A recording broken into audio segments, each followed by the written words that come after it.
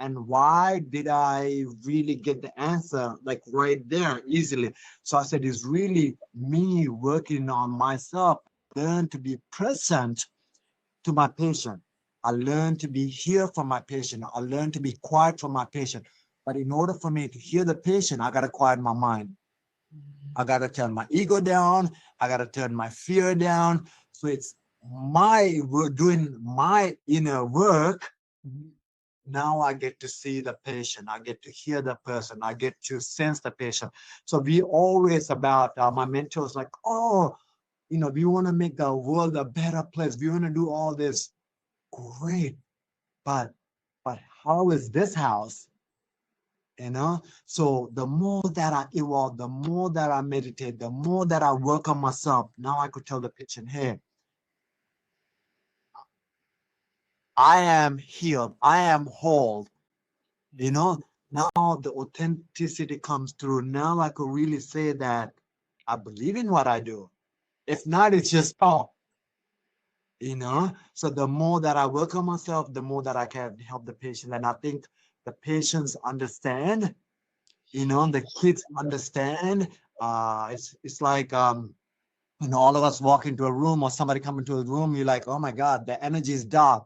Oh, that person have a bad attitude or vibration. You feel that, right? So when a person stands in front of me or sits in front of me, like they feel it. And when a person, the person get to talk it out, and that one sentence, that one word gives me the exact answer that the no other doctor been able to figure out for the 5 years or 10 years or whatever. So I'm like, oh my God, universe, divine, God, like the answer's right there. So the journey is really working on myself, and the mission is whatever I work on, you know, help people get across the way. I go on into the first, then help people get to the other side. Yeah. One Wow. journey, one mission. Yes. Very powerful too. That's almost like a deep analysis on what authenticity really looks like and how it shows up. So that's absolutely amazing. You started Navin Health. Why did you start that? What inspired you to do that? Um, I think I love the word, the authenticity. Where, when I was working for the MBA, again, like I felt like it was me doing the work. It was me mobilizing the ankle, or me as a functional medicine doctor giving the supplements, or me looking at their sleep data or the heart rate and giving it to the patient. Navin helped was like, oh my God, it's not me. I am 1%. The patient is 99%. So the Navin Health started from wanting to give the tools to the patient. It's not me healing. The more that I give the tools for you, yes, maybe one day I could help you with your ankle or your sleep or your gut or whatever for that week or that month or that year. But in order for me to help you in the long term, I gotta empower you with the cause of it and the treatment with it, preventative care. So that's how Naveen Health started that. I want to give you all the tools. I want to give you the possibilities, right? So now, if you have an injury, most likely you go to the doctor, you take an MRI, and then like, oh, you got to have surgery, or you got to take this pharmaceutical, or you got to do this. Pretty much one way. Naveen helped us a way, okay, we have that one way, but there's three other ways, or there's another way. So I want to give every client, every athlete, there's another possible solution, not just one way. Okay, nothing wrong with a leave, but you know what? There's something else that we can take, something else that we can do. Yes, there's evidence behind it, there's ancestral behind it.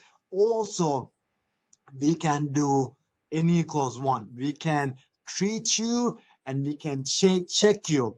We can check your heart rate or blood pressure or blood work and see how that affects you. So it's really personalized medicine, and personalized testing for that individual. And again, based on science, based on evidence, based on ancestral wisdom. So it's combining allopathic, homeopathic, quantum medicine, bringing in every single thing. Wow. It's exciting to me because I know of some of what you speak, just coming through the work myself.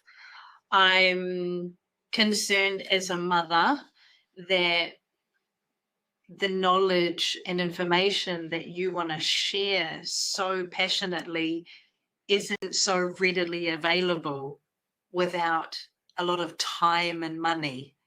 So number one, I just want to say thank you for saying that and even being here, because that kind of stuff is really important to me. As a Māori, as a Samoan woman on this side of the world in Aotearoa and New Zealand and in Australia, you talked a little bit before about your roots, going back to your roots, which reminds me of whakapapa. That is our genealogy, where we come from in Māoridom, and it's important to our identity in Sri Lanka. And you know some of my story too, and how I've come through and how we've met, as well as our love of Dr. Joe. But I did want to ask you, how does cultural understanding, whether that's in the culture itself or the religion of the culture or the cultural way, like how does that cultural understanding actually impact our well-being? So again, your culture, my culture, we could talk about Native American, we could talk about Maasai. Um, During COVID again, I think we were very uh, woken up by Maasai. So that time in 2022, the whole America shut down, the NBA shut down. Then the only country that we could travel from America was Tanzania. Me and my wife, we go to Tanzania, and we spend time with Maasai people, and we know that evidence shows that Maasai people had the healthiest gut microbiome, right? And we go there, we are looking around, here in America, everyone's going to the hospital, wearing masks, 6 feet spreading, all the dying, right? Fear of death.